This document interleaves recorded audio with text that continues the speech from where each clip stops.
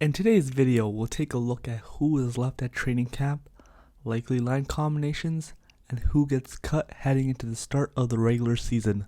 The Toronto Maple Leafs currently have 27 players in camp, including 17 forwards, 8 defensemen, and 2 goaltenders. They'll have to cut another 6 players in order to stay under the cap ceiling. The question is, does the team carry an extra forward or defenseman? Let's first take a look at the locks on the team.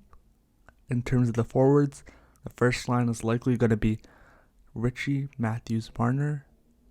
Second line, Bunting, Tavares, Nylander. Third line, Mikheyev, Comp, Kasha. And the fourth line, Simmons, Kerfoot, Spezza. Now Mikheyev is an option also to move on to the Tavares line, with then Bunting sliding down to the third line.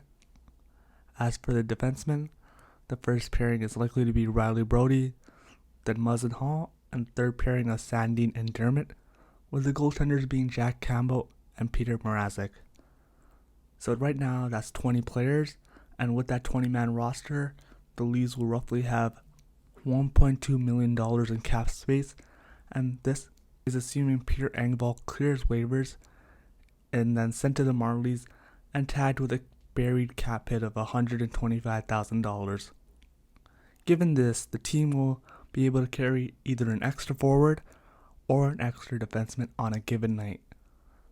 So the forwards that are currently on the bubble are Brooks, Engvall, Semyonov, Amadio, and Gabriel, while the defensemen that are on the bubble are Liljegren and Biega.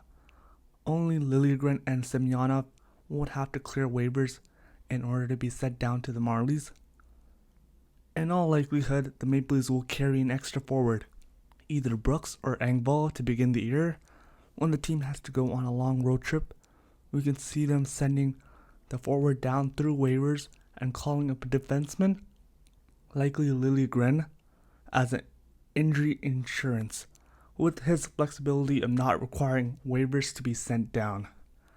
Another thing to look at is how they try to accrue cap space throughout the season, especially on off days, as they do paper transactions such as sending players up and down, which could become very valuable at the trade deadline.